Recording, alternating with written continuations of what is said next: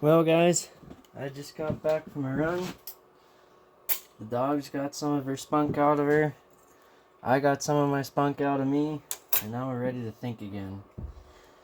So, today, I'm a little bit smarter than I was yesterday. And I did some research. There's a company out there called Ram Clutches. And they specialize in, like, LS swaps and things of that nature. They don't do Duramax swaps, which is kind of unfortunate. It'd be nice to have a turnkey solution here. But, where I left off last night is that this doesn't fit. It's just barely not gonna work. I did some research, and that company does a concentric slave cylinder retrofit for a lot of things, just for clearances and bell housings and what you have is. They recommended 200 thousandths of take up on this. So with the clutch fully released, you need an additional 200 thousandths of stroke, so that as your clutch wears and these fingers here start coming out more because they have to push in further on the clutch, you need to have that much clearance. They said, I think it was 150 to, I don't know, 200 something thousandths, but 200 was the number. They'd take 160 if that's all they had to give. But I think my next step, I put the bell housing on stupidly without putting the slave cylinder back in the hole. I'm gonna aim for 160 and hope for the best. A cool pro tip they had was to pull the spring out of this thing, so you're not fighting to compress it while it's inside the bell housing and you're doing all this. They also have a worksheet. If you don't have the luxury of doing all this happy crap here, you can assemble your flywheel, and they give you all the different measurements you have to take, and then tell you what to subtract to figure out how to measure your clutch take up. And then same thing, you have to have so much slack at the snap ring. Like, you have to fully release somewhere out here. I'm not super worried about that. If the clutch releases when the transmission stops, that's good enough for me. I think if this thing's the whole way back here, I'll either run out of throw in my master, or the clutch will be released before it gets the whole way out to the snap ring.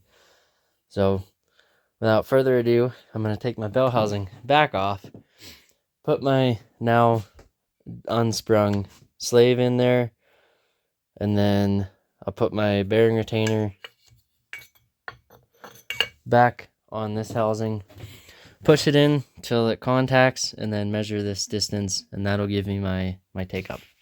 So we'll get that assembled and I'll bring it back. So this is it. There is zero free play here. I thought I had more, but like that.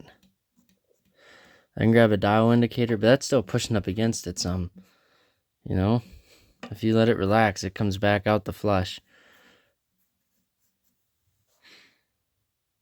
So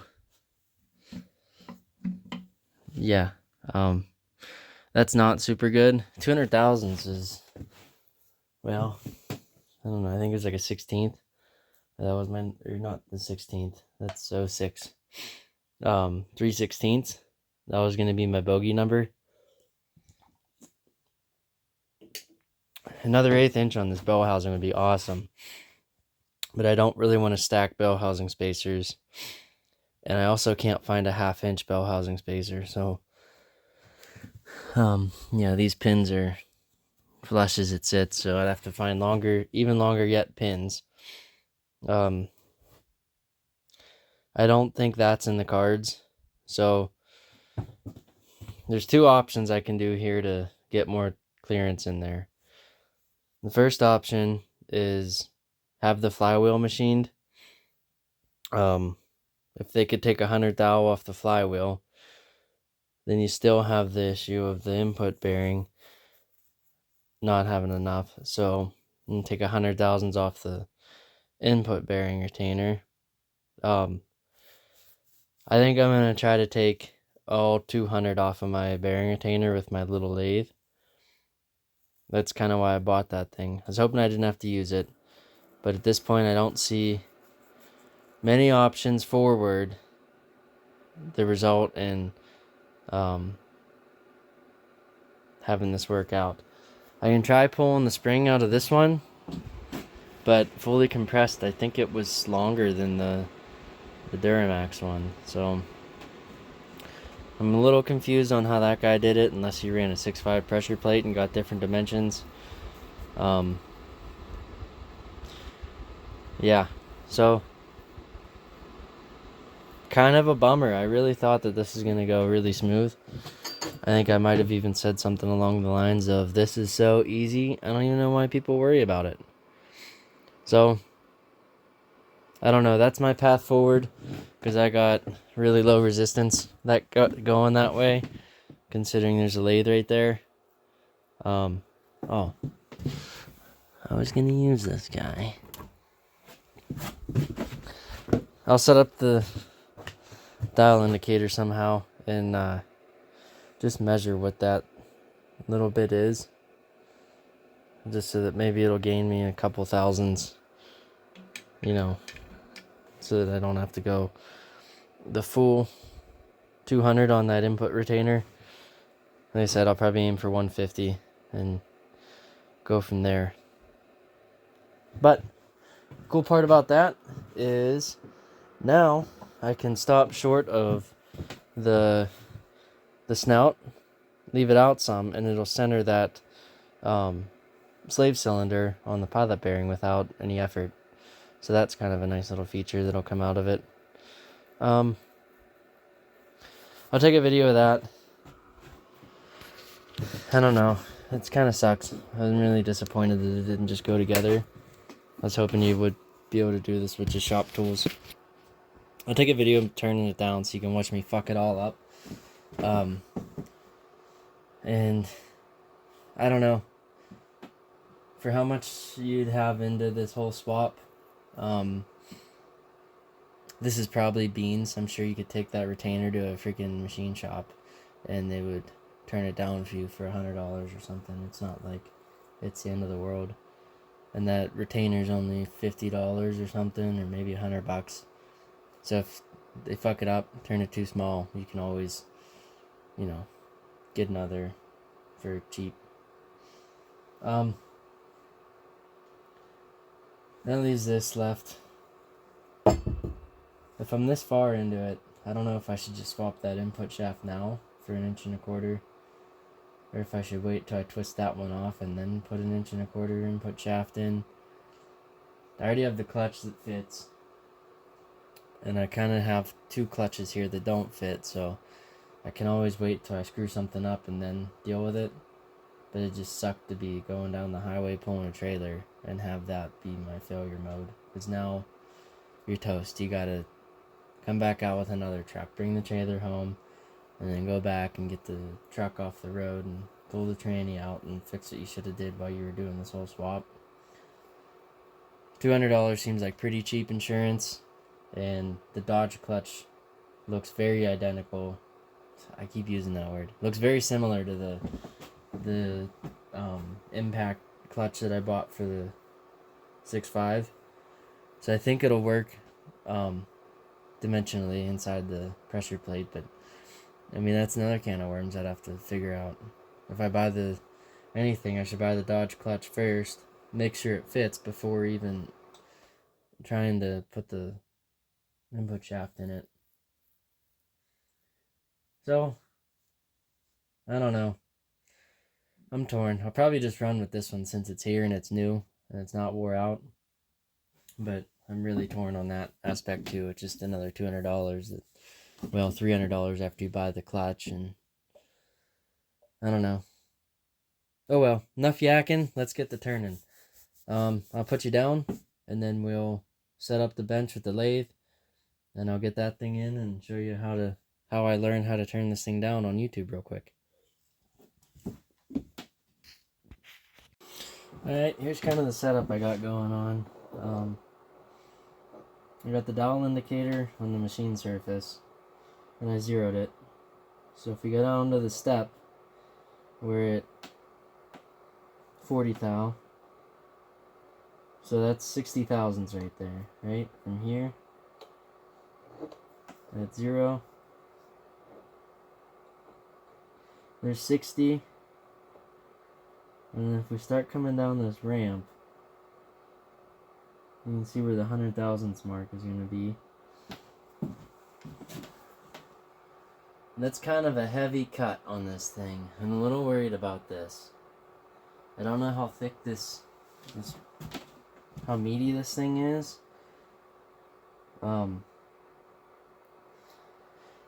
So at the end of the day, we may end up still a really snug fit inside of there, but it'll be a less snug fit than it was. This input bearing retainer has quite the standoff on it too. Let me take that thing out and we'll just look at it once too. Yeah, I just realized that you weren't recording for the last, I don't know, however long I was just talking. What I said is that I'm struggling with words. And this is a slave cylinder, not a bearing retainer. It's got that. See all that? I don't know if that's a fluid passage or not, but it really follows the fluid. I don't really want to find out, because this piece is expensive. This isn't, well, it's double the price of that one if I screw it up. So, I think I'm going to leave that alone.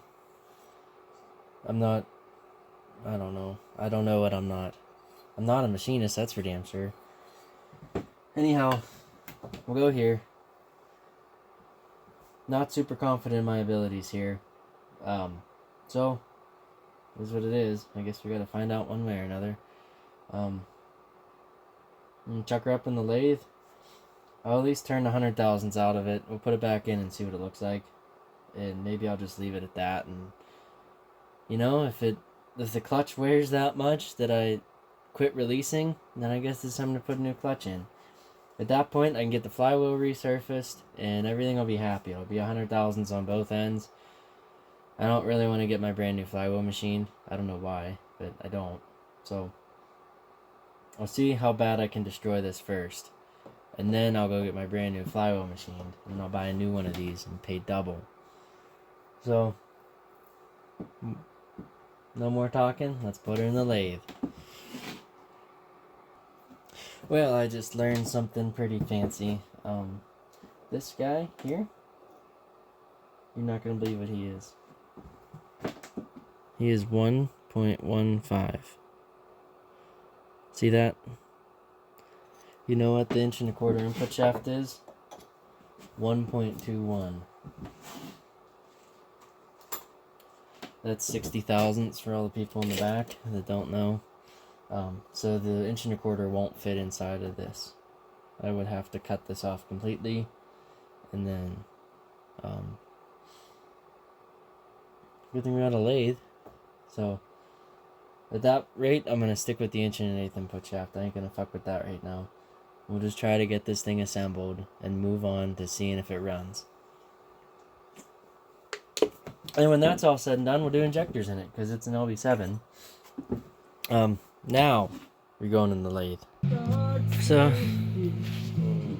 you videoing? You are. It's playing music. Hang on. Well, I don't know how much of this I can record, just for lack of good camera angle from the bench vise camera stand. But first good step is to check for concentricity. I think it's what they call it. So, yeah, this is a high quality stand right here, so you're just gonna have to deal with it. Anyhow, you just rotate this and see how many thousandths you are out. Right? Uh-oh, what'd we hit? Ah, fuck! There's that! We gotta miss that. Okay. Well, that just threw the whole operation.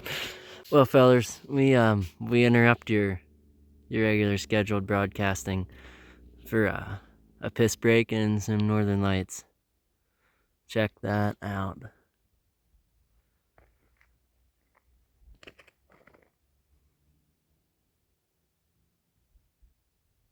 It's freaking awesome. They've never been this bright, like right outside the house. Usually got to drive somewhere quiet. Look at that.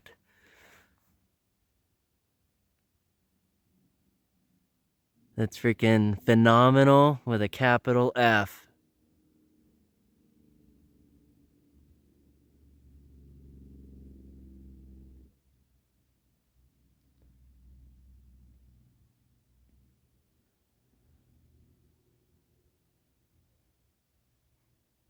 Alright, back to turning lathes.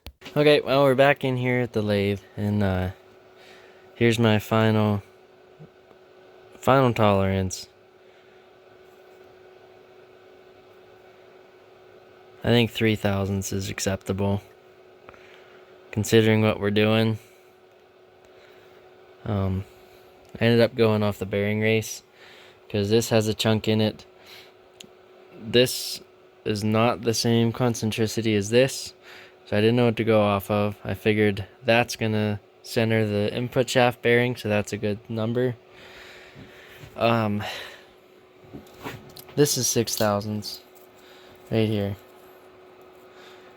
That's nothing. You can't even see it when I turn it sideways. Okay, I'm half of that, so pretty happy. We'll find this dimension here, and then we'll turn this down to just inside that dimension and make this all smooth. I don't know if you saw that or not. Bad camera angles. Anyhow, that's what I'm gonna try to do. We'll see how it goes. See if I can't get a good camera angle. If not, we'll just roll with what we got. So, yep, moving on. Okay, well, welcome back to the land of last-ditch efforts, and if not, we'll take it to a real machine shop. So when I chucked it up in the lathe, I couldn't hit this inside of here. This part does not clear underneath of this. This 7-inch, that's bullshit. I'm guessing that's probably bullshit. Yeah, that's not 7 inches, and it doesn't fit in the lathe.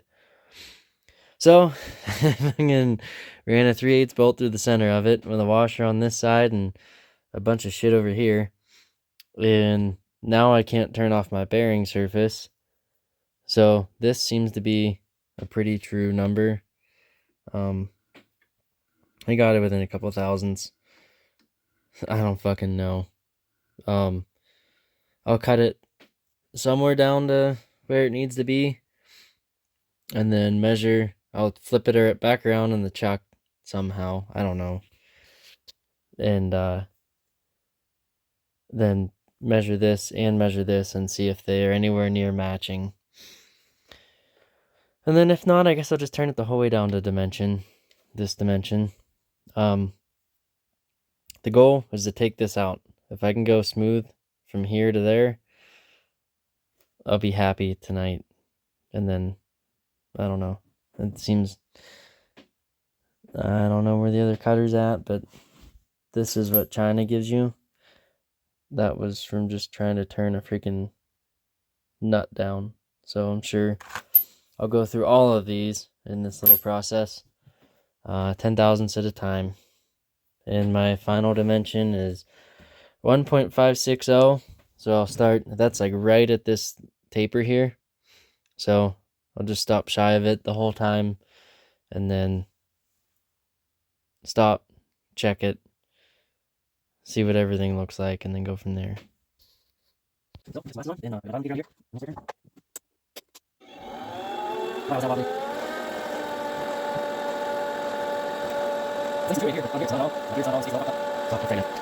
Okay, look, I'm not a machinist, but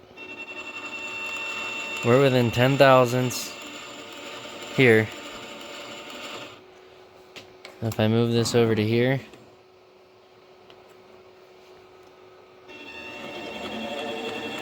we're within 5/1000. So this back is out just a little bit and it's doing this.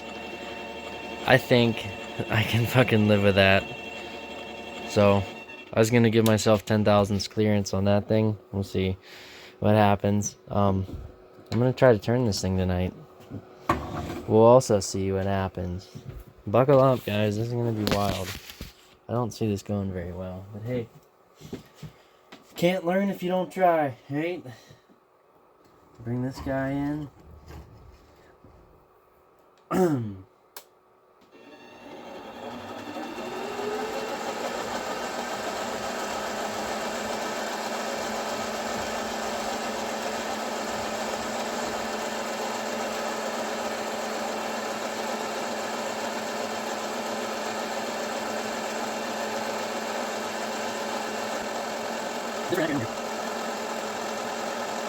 That guy is 36. He stays here for now. He's base. Call it 2.5 thousandths. That would be 36 thousandths and a half base. 33 thousandths. Another 36 thousandths. 26 thousandths. Cool. Let's take that off. Another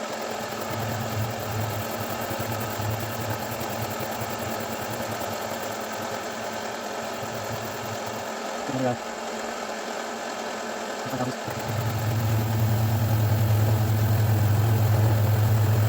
Yeah, outside the black.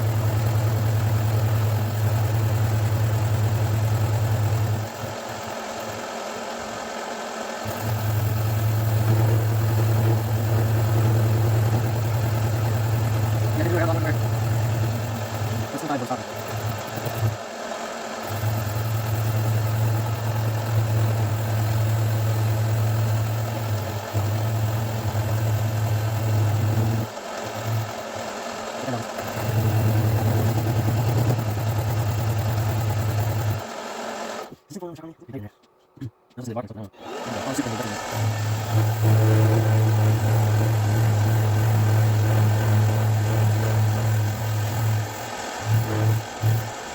Cheating, I'm trying to walk this way. Hold it, or walk out.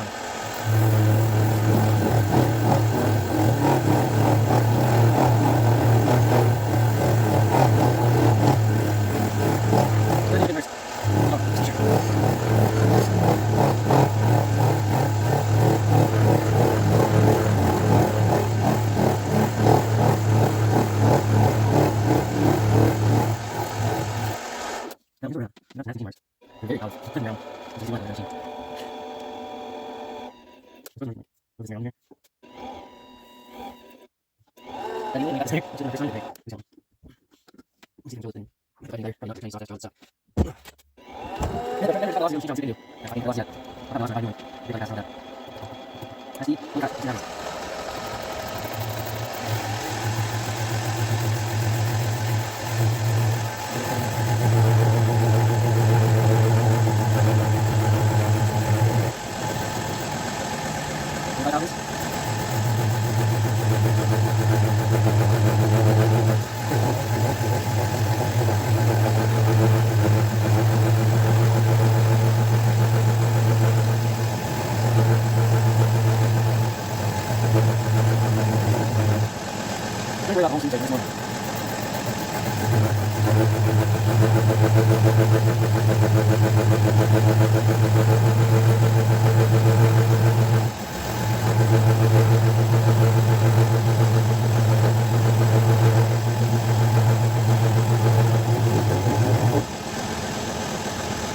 Alright, so let's see what number we have here. We need 1560. We're sitting at 19. What's the first one? 15 is way in here. Pretty logic here. Okay, so here's not a bad thing. So if that number is 195. Let's see what number 30,000.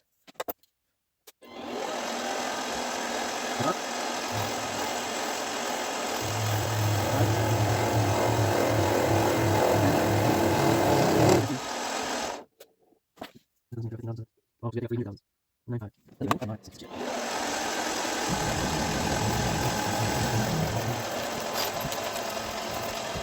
Alright, what's that in here?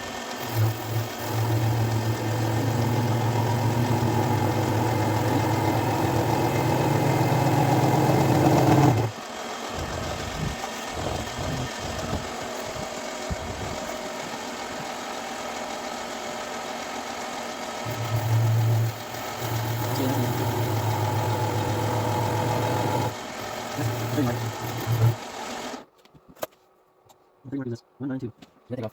1, 1, 2. Take the off first.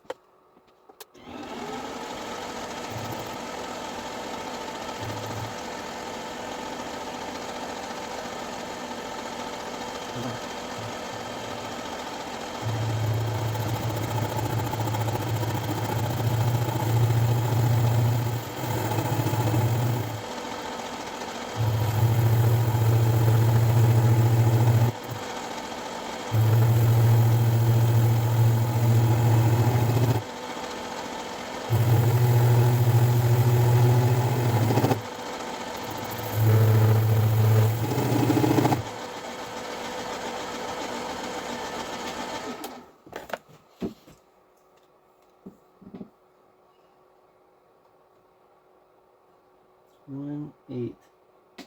Do another 100 thou. It's gonna be like this for a while. Stay tuned.